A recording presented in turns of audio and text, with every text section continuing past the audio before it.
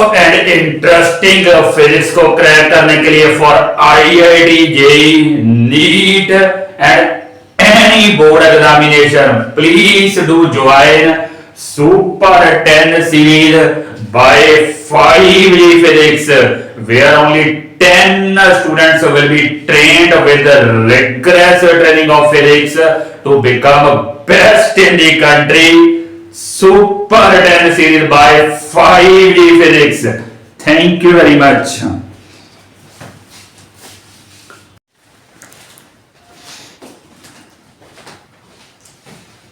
5G physics में student new question discuss करने वाले हैं related to current electricity. Student आइए देखते हैं स्टूडेंट क्या है गिवन क्वेश्चन। इस क्वेश्चन में स्टूडेंट 4 सेल गिवन है, E cell 2 volt student, similarly उसके बाद एफ है student 1 volt, similarly student G है 3 वोल्ट, सिमिलरली एच है student 1 volt. They are forming basically student a closed loop। उनके इंटरनल रेजिस्टेंस भी स्टूडेंट हमें गिवन है, तो हमें स्टूडेंट फाइंड आउट क्या करना है, we have to find potential difference across this resistor। Student 2 ओम के अक्रॉस पोटेंशियल डिफरेंस हमें फाइंड आउट करना है। कैसे स्टूडेंट फाइंड आउट करेंगे, 3 पॉइंट्स नोट करने वाले हैं स्टूडेंट। फर्स्ट पॉइंट ये है स्टूडेंट की इस सेल से स्टूडेंट मैंने करंट ली है आई, तो यही current student A B side में फ्लो करेगी। ए बी साइड में आपकी करंट है आई स्टूडेंट। यही करंट आई स्टूडेंट आगे जाके 2 पार्ट्स में डिवाइड हो जाती है, I1 and I2 such that student की जो आपकी आई है that is equal to I1 plus I2। उसके बाद स्टूडेंट इस साइड में आपकी करंट है I1, जबकि इस साइड में स्टूडेंट आपकी करंट है I2। यही I2 current student that will flow from side CD student. Next point student note करने वाला ये है कि when we are moving student in the direction of current, जो आपका potential drop है that will be taken as negative student। if we are moving in a direction opposite to the direction of current, तो potential drop will be taken as positive student। Similarly student जब आप कोई path trace कर रहे हो, रास्ते में student आपकी एक सेल या बैटरी आती है, जो टर्मिनल स्टूडेंट उसका बाद में आता है, फॉर एग्जांपल नेगेटिव टर्मिनल बाद में आ रहा है, तो स्टूडेंट उसकी ईएमएफ हम नेगेटिव लेंगे। अगर बाद में टर्मिनल स्टूडेंट पॉजिटिव आ रहा है तो उसकी ईएमएफ हम पॉजिटिव लेंगे। आइए स्टार्ट करते हैं स्टूडेंट। पहले स्टूडेंट हम लूप कंसीडर करेंगे ए बी डी ए। कहने का मतलब है student we will move from A to B, then B to D, then D to A student. आइए देखते हैं कौन कौन से स्टूडेंट पोटेंशियल ड्रॉप आते हैं। फर्स्ट पोटेंशियल ड्रॉप स्टूडेंट आएगा यहाँ पे 2I स्टूडेंट। तो we are moving in the direction of current, तो पोटेंशियल ड्रॉप स्टूडेंट नेगेटिव होगा -2I स्टूडेंट, तो यहाँ -2I। उसके बाद स्टूडेंट इस बैटरी की नेगेटिव टर्मिनल बाद में आ रहा है तो -2 आएगा, यही लिखा है स्टूडेंट -2। उसके बाद स्टूडेंट यहाँ बी से हमने डी की तरफ मूव करना है, we are moving in the direction of current student, तो पोटेंशियल ड्रॉप -2I1 आएगा, यही लिखा है -2I1।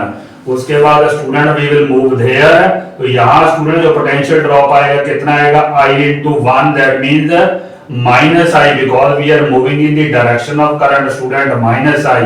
उसके बाद ये स्टूडेंट सेल आ रहा है, बाद में टर्मिनल स्टूडेंट कौन सा आ रहा है, पॉजिटिव, तो स्टूडेंट जाएगा +1 इज इक्वल टू 0। तो इस क्वेश्चन को थोड़ा सा रीसेट करेंगे स्टूडेंट, इसको दोनों को कंबाइन करेंगे तो बनेगा -3I, ये ऐसा चीज है -2I1, इनको कंबाइन करेंगे तो स्टूडेंट बनेगा -1 इज इक्वल टू 0। तो माइनस कैंसिल करेंगे तो ये हमारी फर्स्ट इक्वेशन बन जाएगी student 3I 2I1 + 1 is equal to 0।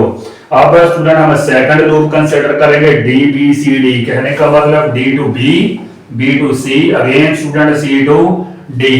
आइए देखते हैं स्टूडेंट कौन कौन से पोटेंशियल ड्रॉप आते हैं। तो जैसे ही स्टूडेंट हम D से B की तरफ जा रहे हैं, we are moving in the direction opposite to the flow of direction of current, तो पोटेंशियल ड्रॉप स्टूडेंट आपका आएगा 2I1, but 2I1 student that will be positive 2I1। उसके बाद student we will move from B to C, तो B to C आएंगे student, आपका positive terminal बाद में आ रहा है तो हम लिखेंगे +1, स्टूडेंट यही लिखा है +1। अगर बात करें स्टूडेंट यहाँ पोटेंशियल ड्रॉप की, तो करंट आपका है I2, रेजिस्टेंस है 1, I2 into 1 student I2, but we are moving in the direction of current student, तो -I2 आएगा -I2। उसके बाद स्टूडेंट सी से डी की तरफ मूव करना है, नेगेटिव टर्मिनल बाद में आ रहा है स्टूडेंट, तो -3 आएगा, यही लिखा है -3। इसके क्रॉस स्टूडेंट पोटेंशियल ड्रॉप कितना आएगा 3I2 in the direction of current student, तो -3I2 आएगा, that will be equal to 0। तो इस इक्वेशन को स्टूडेंट थोड़ा सा रीसेट करेंगे, इन दोनों को कंबाइन करेंगे तो -4I2 आ जाएगा और 1 - 3 -2 इक्वल टू 0, ये हमारी सेकंड इक्वेशन है स्टूडेंट। अब स्टूडेंट फर्स्ट इक्वेशन की तरफ चलते हैं। फर्स्ट इक्वेशन में I की वैल्यू स्टूडेंट ये पुट करेंगे I1 + I2, यही पुट की है स्टूडेंट I1 + I2, तो थोड़ा सा सिंपलीफाई किया है, तो ये हमारी इक्वेशन बन गई student 5I1 + 3I2 + 1 equal to 0, this is our third equation. तो now we are having two equation student I1 and I2, two variable two equation we can easily solve. हमें student basically I1 find out करना है, I1 find out करने के लिए student I2 को delete करना पड़ेगा, तो I2 को डिलीट कैसे करेंगे स्टूडेंट, इस इक्वेशन को स्टूडेंट हम मल्टीप्लाई करेंगे 3 के साथ, कहने का मतलब है ये कोफिशिएंट I2 का, इस इक्वेशन को 3 के साथ मल्टीप्लाई करेंगे, जबकि नीचे वाले इक्वेशन को स्टूडेंट हम 4 से मल्टीप्लाई करेंगे। तो इसको 3 से स्टूडेंट जब मल्टीप्लाई किया तो ये इक्वेशन बनेगी 6I1 - 12I2 - 6 equal to 0। Similarly इसको स्टूडेंट 4 से मल्टीप्लाई करेंगे तो this will become 20I1 + 12I2 + 4 equal to 0।